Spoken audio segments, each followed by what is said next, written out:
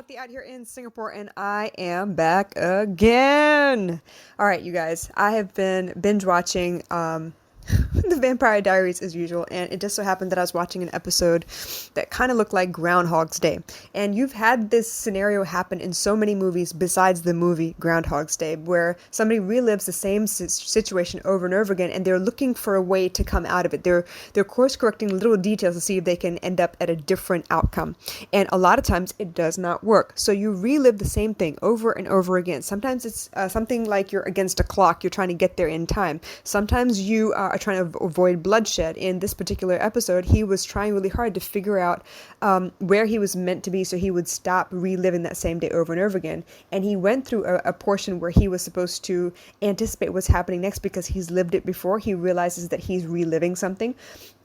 And he jumps the gun and he predicts what's going to happen, and every time it's something different. But eventually, this particular episode, he had to find out what he was really looking for in his life, something that he'd been like trying to deny himself. So in this scenario, you have groundhog situations, right? Groundhog's Day situations. Basically, you live the same day over and over again until you really can't deal with it anymore, and you try to figure out what it is that you're meant to be doing in the first place. Now, life, in reality, here on Earth, can be a lot like that. A lot of times you find yourself standing before the same kinds of people, having the same kind of bland conversations, having the same kind of arguments with your spouse, with your loved ones, your parents, your kids, your friends, whatever. You seem to have the same situations pop up over and over. Now, what is it that you're meant to understand, though? And that's the part that I want to talk about today. So today, we're talking about Groundhog Day kind of scenarios, right?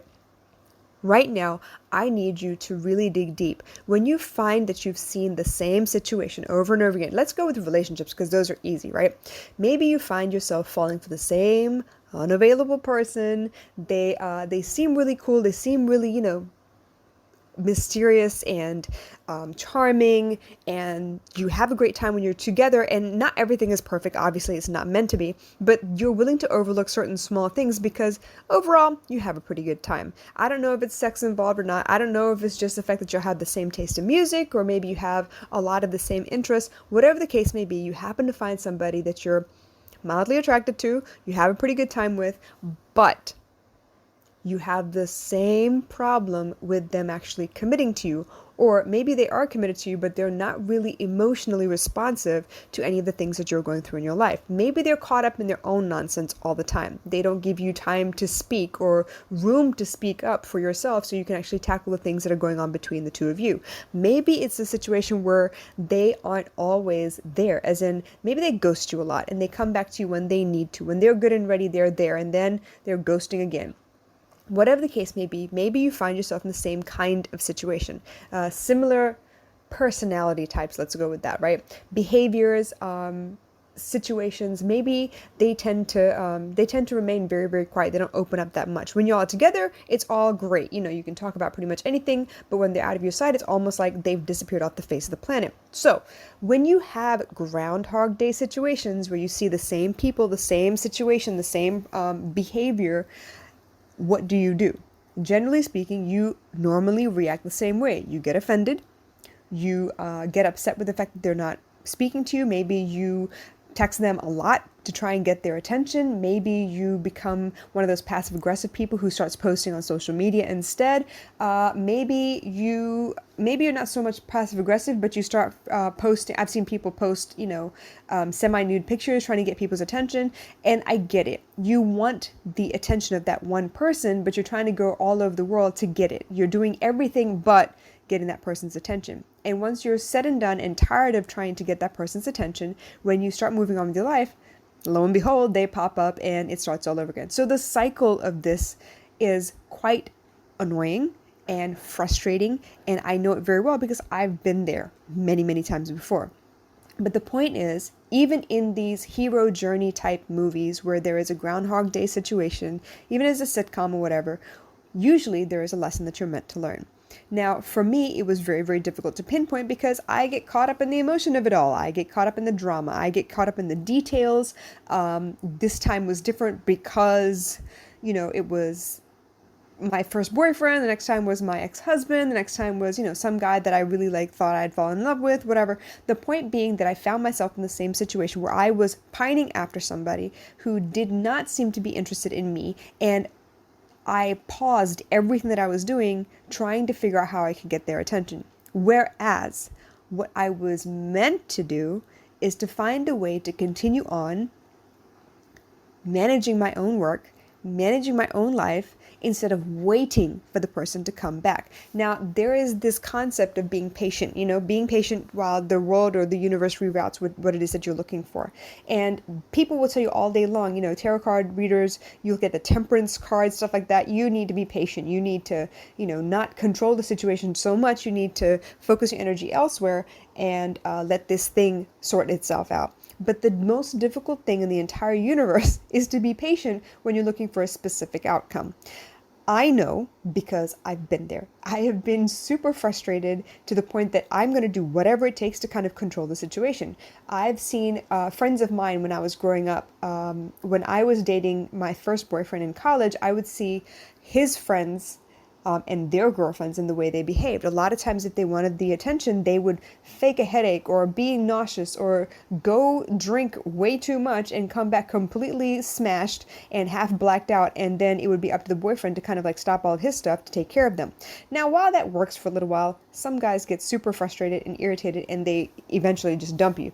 But the point being that I have always been told to be patient. And for the most part, I try really, really hard not to control the situation by forcing someone's hand, because I want them to come to me of their own volition, not because I did something to garner their attention, to force their attention. But that can be very, very difficult. The reason I'm telling you this is because these Groundhog Day situations are meant to teach you exactly that. And me being the stubborn, thick-headed, emotional mess that I usually am, I don't always enjoy that lesson. Usually I get caught up in the drama. Usually I get caught up in the details. I forget that there is a lesson underlying at the bottom of all of this. And it's actually what the twin flame journey has kind of forced me to realize. I have a big fear of being forgotten. I have a big fear of being left behind and being forgotten. Why? Because it's happened so many times in my life and I've come to expect it. But even when I come to expect it, law of attraction, come to expect it, that's not a good thing. What ends up happening is I get super disappointed when it happens anyway. So what do you know about the law of attraction? When you expect a certain outcome, usually that's what happens because you allow it to happen. Instead of focusing your energy on other things and allowing it to sort itself out, you usually focus on the one thing that you don't have and then get more and more upset when you have more and more proof of the one thing that you don't want.